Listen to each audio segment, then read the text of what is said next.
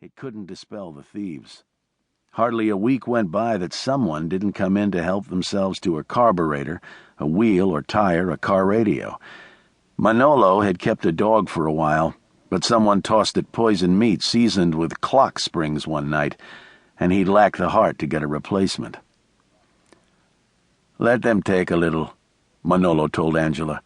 "It costs too much to stop them." So he rarely kept customers' cars overnight, and when he did, he locked them behind the heavy metal doors of the garage where they'd be safe.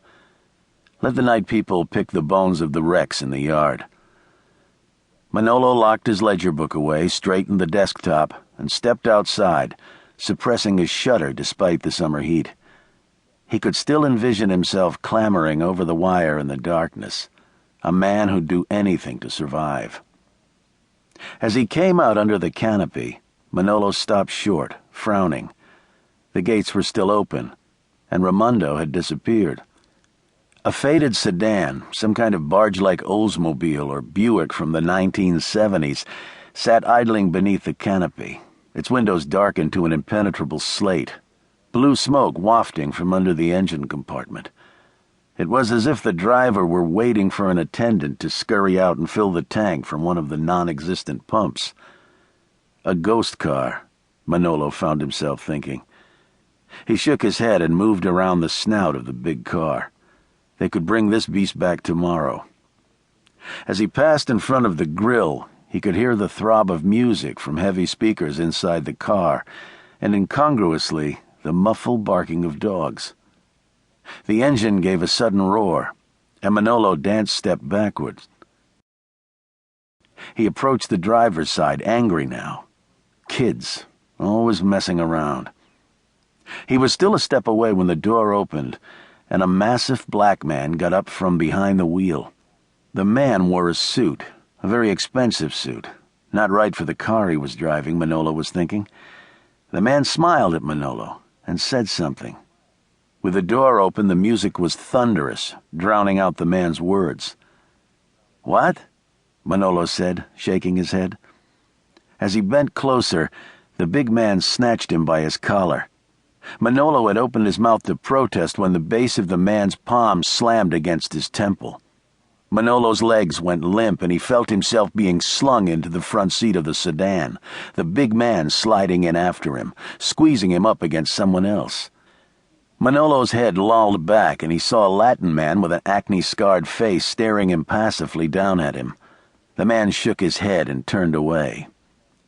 Manolo fought to keep his eyes open, but he was dizzy and thought he might vomit.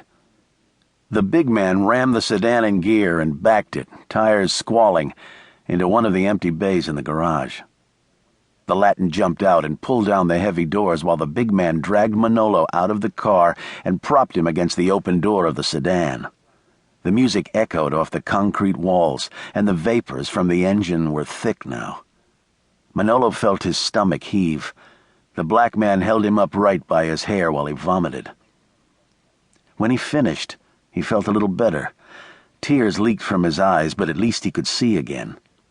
The Latin with the pockmarked face approached the car, reaching into the pocket of his sports coat for something. The black man still held him by his hair. Two other Latins stood in a corner by a workbench, holding Raymond's face down in a welter of tools and grease. Again, Manolo heard the muffled barking above the music, which seemed to rock the car with its beat. "There is no much money," Manolo gasped. "Take it. Leave us alone." The black man laughed. "Shit, man. We're not robbers." He bent to yell into Manolo's ear. "We came to negotiate." Manolo's ear rang. "Show him, Alejandro," the black man was saying. "This man's in a hurry." The Latin with the scarred face cut a sharp glance at the big man, then took a thick document out of his coat. He spread it out on the hood of the sedan, was flipping through the pages.